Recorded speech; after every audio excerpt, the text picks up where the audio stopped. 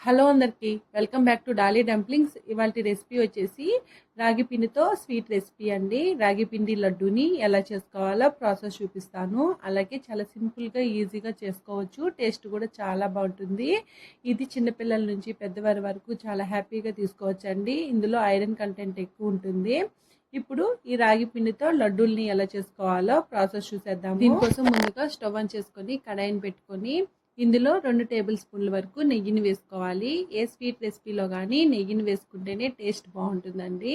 నెయ్యి వేడైన తర్వాత ఇందులో ఒక అరకప్పు బాదం పప్పుల్ని వేసుకొని మంటని మీడియం టు లో ఫ్లేమ్లోకి అడ్జస్ట్ చేసుకుంటూ ఈ బాదం పప్పుల్ని ఫ్రై చేసుకోవాలి. చూడండి, ఇవి వేగడానికి కాస్త టైం పడుతుందండి. ఒక 2-3 నిమిషాలకి వేగిపోతుంది. ఇలా వేగిన ఈ బాదం పప్పుల్ని పక్కకు తీసుకోవాలి.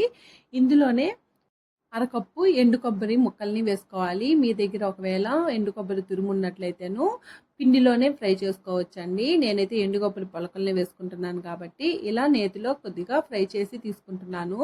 ఇవి లైట్గా కలర్ చేంజ్ అయ్యే వరకు వేపుకుంటే సరిపోతుంది.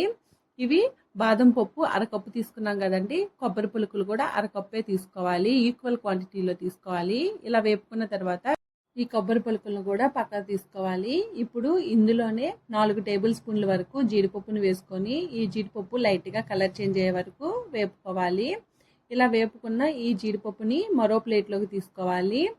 ఇలా తీసుకున్న తర్వాత ఇప్పుడు ఇందులో మీకు నచ్చితే అరకప్పు నువ్వులను కూడా వేసుకొని వేపుకోవచ్చండి. నేనైతే వేయట్లేదు. ఇప్పుడు ఇందులో ఏ కప్పుతో అయితే మనం బాదం పప్పుని తీసుకుంటామో ఆ కప్పుతో 1 కప్పు బొంబాయి రవ్వని వేసుకొని మంటని లో ఫ్లేమ్లో ఉంచి ఈ రవ్వ లైట్గా కలర్ చేంజ్ అయ్యే వరకు మధ్య మధ్యలో కలుపుతూ వేపుకోవాలండి. బొంబాయి రవ్వ అంటే మనం ఉప్మా చేసుకుంటూ ఉంటాం కదా, ఆ రవ్వ అండి.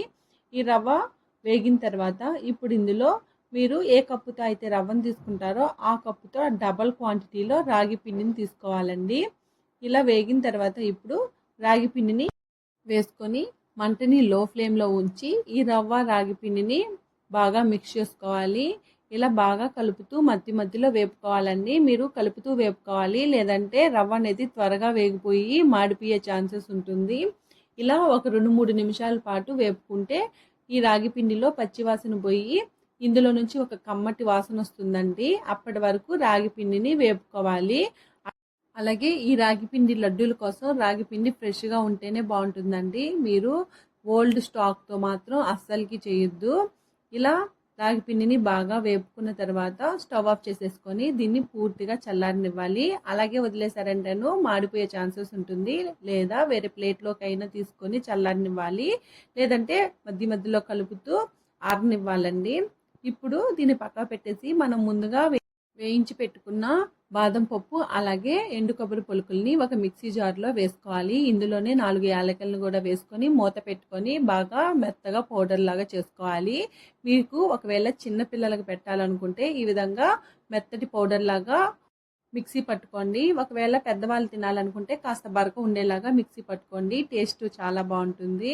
ఇప్పుడు ఇందులో మనం ముందుగా వేయించి పెట్టుకున్న రాగి పిండిని వేసుకోవాలి. అలాగే ఏ కప్పుతో అయితే మనం రాగి పిండిని తీసుకుంటామో ఆ కప్పుతో 1 కప్పు బెల్లం తురుముని వేసుకొని మూత పెట్టుకొని బాగా మిక్సీ పట్టుకోవాలండి. చూడండి, ఇలా మిక్సీ పట్టుకోవడం వల్ల బెల్లం అనేది బాగా ఈ పిండిలో మిక్స్ అయిపోతుంది. ఇలా మిక్సీ పట్టుకొని దీన్ని ఒక ప్లేట్లోకి తీసుకోవాలి.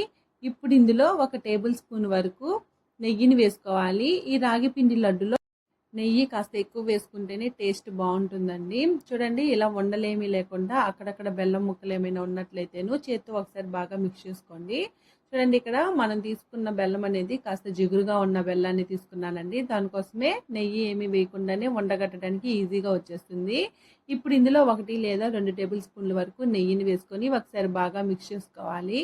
అలాగే మనం ముందుగా వేయించి పెట్టుకున్న జీడిపప్పు పులుకులను కూడా ఇందులోనే వేసుకొని ఒకసారి బాగా కలుపుకొని మీకు రాగి పిండి లడ్డూలు ఏ సైజులో కావాలో ఆ సైజుకు తగ్గట్టు పిండిని తీసుకొని కొద్ది కొద్దిగా బాగా ఉండల్లాగా చుట్టుకోవాలి.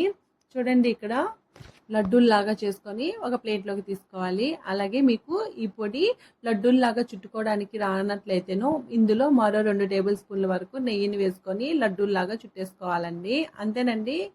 ఆరోగ్యానికి ఎంతో మేలు చేసే రాగి పిండి లడ్డూలు రెడీ అయిపోయాయి. ఇవి ఏదైనా 8 డబ్బాల్లో స్టోర్ చేసుకుంటే ఈజీగా ఒక 1 వీక్ వరకు ఫ్రెష్గా ఉంటాయండి.